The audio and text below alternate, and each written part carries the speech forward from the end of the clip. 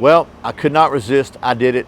I bought what is, I think, the lowest priced USA-made semi-automatic 9mm pistol on the market, and what many people think is the ugliest pistol on the market.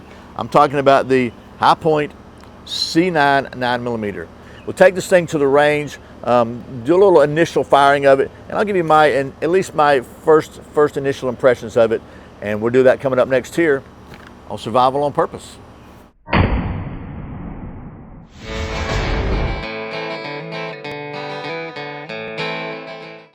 Welcome back to Survival on Purpose, your home for trustworthy information and gear reviews related to camping, survival, and general preparedness for regular folks. My name's Brian. Thanks for joining me. So as I said, in this video we're going to take an initial look at least at the Hi-Point C9 9mm pistol. And again, under 200 bucks for this thing. So for a lot of people, this is a really low budget option for self-defense or home defense. But is it a good option? Well, we're going to try to at least come up with an initial, maybe a first part of that answer, and start working towards that answer in this video. Obviously, it's going to take a little longer term to determine how well this thing will hold up. But what I thought I'd do is we're going to talk about the specs of this thing. I'm going to give you a close-up look at it. We'll take it to the range. I'm going to show you some in my initial range footage on it. I'll show you a couple things that are maybe different about this. Again, and we'll wrap this thing up. Before we do that, here's a quick word from a brand new channel sponsor, the folks at Name Armory. This video is sponsored by Name Armory. Name Armory is a brand new player in the firearms market where you can find ammo, firearms parts, suppressors, explosives, complete firearms and accessories. I think by explosives they mean like reactive targets. And if you become a member at $10 a month, you can save 5% off on all bot purchases, plus unlock exclusive products and get early access to in-stock items. Right now, No Name Armory has some ammo, which is pretty unusual in today's market. You can see they've got several different selections here, and they've got these really cool little fruit nukes, which are the exploding targets, which is kind of cool too. So anyway, I'll put a link in the video description below, and thanks to the folks at No Name Armory for sponsoring today's video. If you're as old as I am, that might remind you of back in, I think it was like in the 80s when they came up with everything was generic. They just said milk or cigarettes or beer or whatever on it. So anyway, No Name Armory. So let's talk about this Hi-Point C9. I don't know if this is what the ones they're calling the Yeet cannon or not. I didn't really get into all that, but this is the literally. There's been a lot of controversy over this pistol, good and bad. If you get on the old internet, you'll find people that love it and people that hate it. It's kind of like the modern day Saturday night special for a lot of people because the price is so low. So let me talk about that real quick, and then we'll get to the pistol thing. So first of all, again, this was under 200 bucks. I bought this one from Big Daddy Unlimited. I bought it online. I think I paid 155 bucks for it, and another 25 bucks for the transfer, which was like what makes about 180 something. And I think I had to pay for shipping, and I had to pay my local federal firearms license dealer another 25 bucks. So I might have 205 in it, something like that. So maybe 210, somewhere around, barely over 200 bucks. And I just want to clear up some misconception about that, because on the news you're hearing all these people talking about the politicians that don't know what they're talking about mostly, or people with an agenda talking about this internet loophole.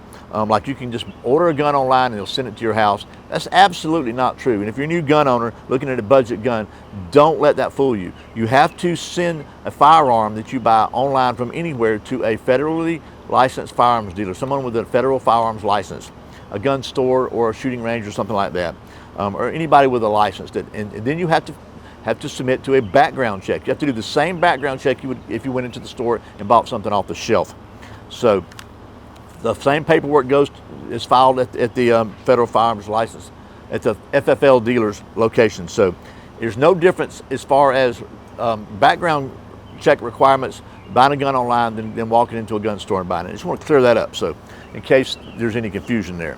So anyway, that's what I did. I went and picked this one up and brought it home, familiarized myself with it, and then took it to the range. So what I thought I would do first, before we show the range footage, let me just kind of give you the specs of this thing, and we'll give you some close-ups, and I'll talk about some things that maybe make this one a little bit different than you might be used to in some other, if you're familiar with other 9mm pistols.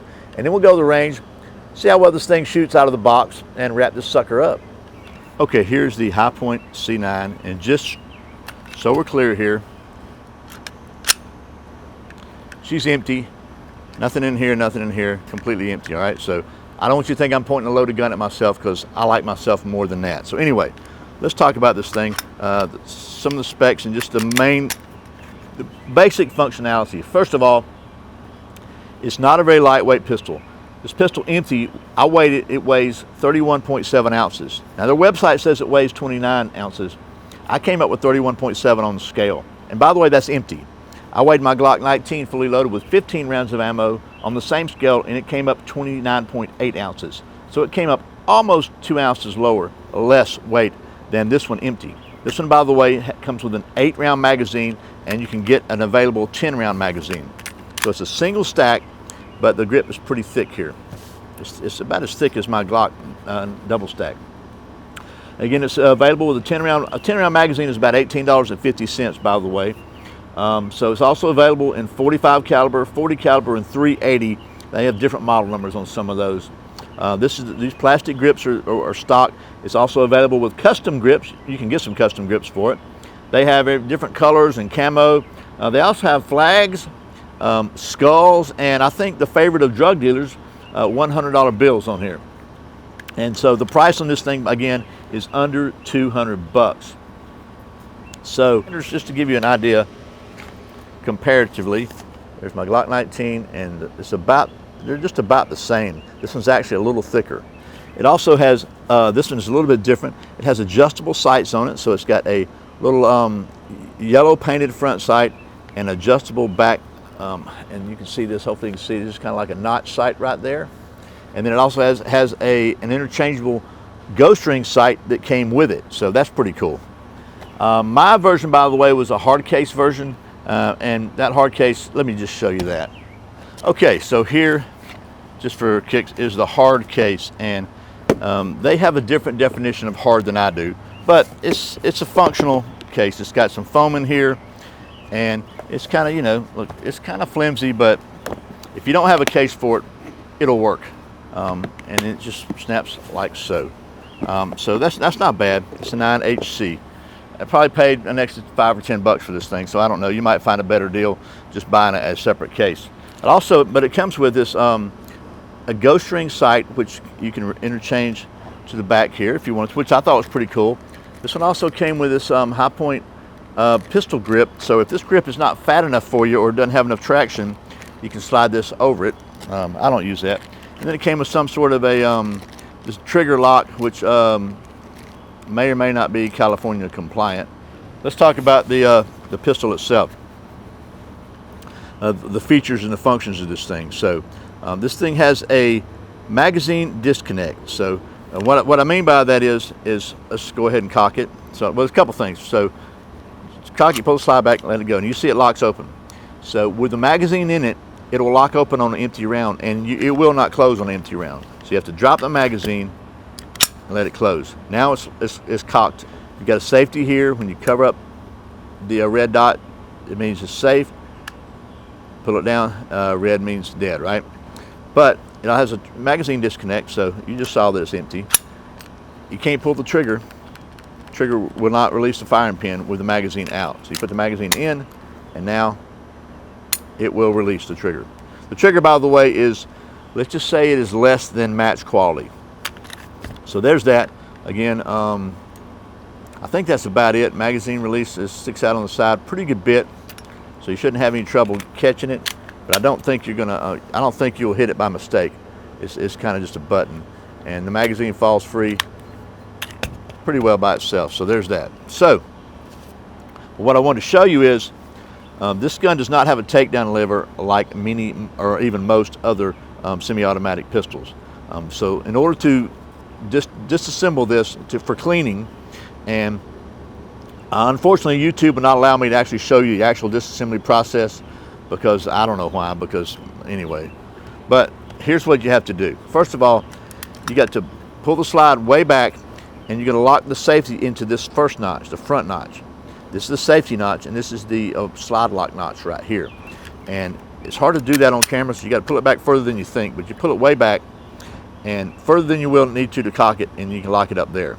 Then you see there's a groove here, the safety notch, that exposes a little pin that you have to literally drive out. And when I say drive out, I mean you have to knock it out basically with a tool. I can't show you that, but I'll go ahead and drive it out and take the slide off, and I'll show you what I really want to break this apart for a reason. There's a reason I want to show you. Okay, so I've got the pin out, and the more times you do this, the little easier it is to get in and out, but it's pretty tight. So we'll set that aside. Now, a couple things you need to know about this. They recommend that you drop the hammer, you drop the release the firing pin tension before you remove it. But they say it makes it a lot easier. So in order to do that, first you have to drop the slide, insert the magazine, pull the trigger, then drop the slide again. Then you can remove the slide. Again, I can't show you how to do this, but I can tell you, I recommend you put your finger back here on the back when you remove the slide, because there's your firing pin retainer is that little thing right there. And once you remove this slide, it'll pop right out of there. So now I've got it off. I can't show you that part, but what I wanted to show you was this thing is a fixed barrel. So the barrel doesn't come off the frame. There's no toggle here. There's no disconnect. There's no pin, nothing like that. It just it's fixed. So I think that does give it some potentially inherently better accuracy. You got your recoil spring, it goes right here, and that's really as far as this. They recommend you taking this down. Then you got your slide here. There's your firing pin sticking out right there, and they got this little retainer here that you need to be careful, because all this will come flying out of here if you're not real careful, because it could potentially be under tension, which is why they say it's better to drop that tension off the firing pin before you disassemble it. So anyway, that's where you take it down to clean it, and you can just pull all this stuff out of here and take that all out. That firing pin comes right out of that channel, and you can make sure you put it back in the same way. That's all I can show you because of YouTube's rules, but you know I like to follow rules, right? So anyway, we're gonna put this thing back together now. One other thing I will tell you, you see there's a hole right back here, the back of the slide, and this firing pin retainer has got a little pin on it. So when you put it back together, that pin's got to go in this hole. So we got it back together now. And the pin, by the way, is a little bit shorter than the width of this, so you can kind of look at it on both sides and make sure you got it even. And then what I'm going to try to do is do a function check. I always like to do a function check whenever I finish cleaning a pistol and putting it back together. So first thing I'm going to do is just cock it. So there's no magazine in it, so we can cock it like that, right? All day. So the slide seems to be working okay, nothing's loose, nothing sounds loose, but we can't pull the trigger with the magazine out. So now, put the magazine in, we'll put the safety on, try to pull the trigger. You can't pull the trigger. So now take the safety off, and red means dead, and pull the trigger. So that works. Okay, so that's it. That's the kind of the idiosyncrasies of this pistol. I wish I could just show you the exact process, but hopefully you can figure it out from that. The instructions in the manual are really, really good, by the way. So now let's take this thing to the range, show you the range footage, and we'll wrap this sucker up. So, as you can see, I set up 2 targets at 20 feet, and the first magazine of 8 rounds actually pleasantly surprised me. The group size, one little flyer off to the right, but the group size, other than that, could be covered up with a 50-cent piece. And low left, which is usually a sign of flinching or something like that anyway. I'm gonna blame that on the trigger. This trigger is not great, but anyway, 8 more rounds, another magazine, a little bit faster and a little bit more spread out on the group, but still within what I consider minute of man, at least self-defense accuracy. It would all been about right here, so that's not bad. So I decided to get a little crazy, took it out to 50 feet. I had 4 more rounds left in the box of ammo I was shooting, so tried to put 4 rounds at 50 feet. Really tried to be careful and tried to be slow, and still, man, as we say, I'm telling my kids when they miss a target, that's a dead grandma there. It would have been some pretty bad misses there. So decided opened up another box of ammo. Decided to go for one more magazine and do a little bit of I think it's a Mozambique drill. 2 to center mass and 1 to the head, as fast as I thought I could control it.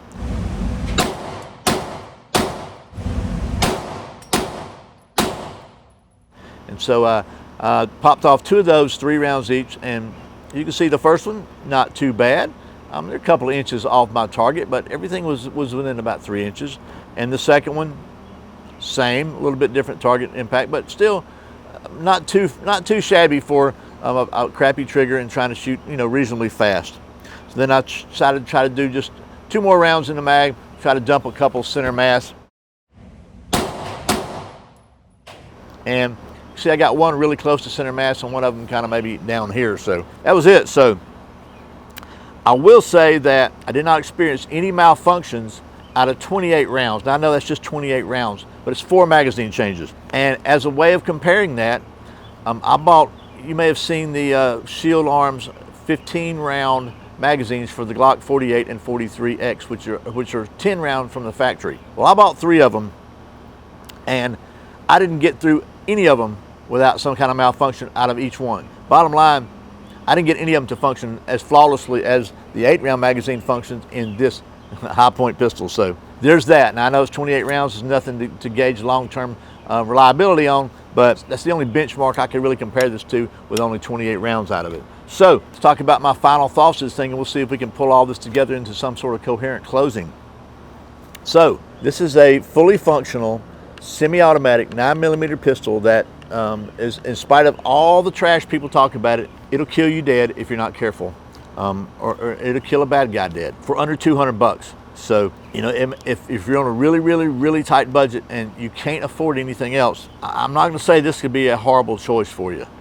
It's not going to be my first choice for anything, but it's under 200 bucks. And one thing I will point out, though, I hear a lot of people say, oh, it's okay for a truck gun, I'll just leave it in my truck. Don't do that. It doesn't matter if it's a piece of crap and you can afford to lose it. You don't want to arm bad guys. One of the top ways that bad guys get guns is from stealing them, and your truck is not a safe.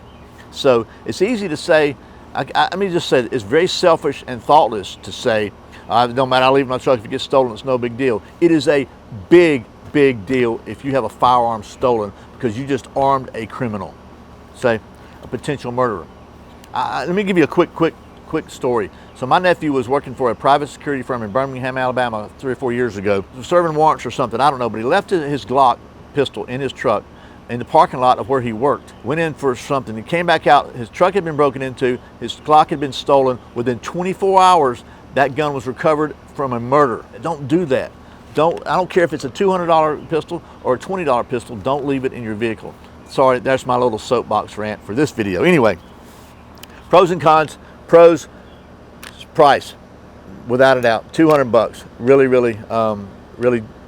very cost effective. So far, this one shoots and goes bang. So it's a very effective caliber, 9mm.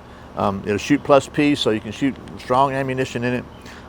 Has adjustable sights, which is good. Lifetime guarantee, that's a pro too, I think. Made in the USA, that's a pro too for me. Cons, now for me, the cons are, it's got a crappy trigger. The slide is made out of some sort of pot metal. I call it pot metal. It's something that's a composite alloy cast. I think it's cast though. It's not forged or anything like that. So I don't know how long term it would last through a lot of rounds. It also only holds 8 rounds or maybe 10. And it's heavy. It's heavier unloaded than my Glock 19 is loaded. But it's also about 1/3 the price of my Glock 19. So there's that. So, and the other con really is, if you shoot it much, you're gonna need to clean it. And in order to clean it, you got to have some sort of tool. You can't just have the takedown lever. And by the way, the tool I'm using was this Smith & Wesson little tool. I did a video on this a while back. Folks at Taylor Brand sent it to me when they were making Smith & Wesson knives. So anyway, that's the High Point C9 9mm, sub $200 9mm pistol. And if you're looking for a really low cost self-defense option, you really just don't have any money, I can't say this would be a horrible choice for you. That's about as glowing as I can get with it, okay? Because I'm not going to say this is a great pistol, but I will say it goes bang, and I know a lot of people swear by it, and it's way better than a rock, I'll put it that way. So hopefully this has been helpful. I really appreciate you watching Survival on Purpose. I put out a brand new video every Friday and Saturday, sometimes random videos throughout the week. If you want to make sure you don't miss a single one, I invite you to go to survivalonpurpose.com/subscribe, get signed up for my weekly email newsletter. That way I can send you links and stuff, and we can stay in touch. If Google decides they don't like my gun videos and they want to zap my channel, so we can stay in touch, I can tell you where you can find the next place you can find the videos. So anyway, I really sincerely appreciate your support. Once again, my name is Brian. You're watching Survival on Purpose. Remember, survival's not an accident, so be prepared. I'll see you next time.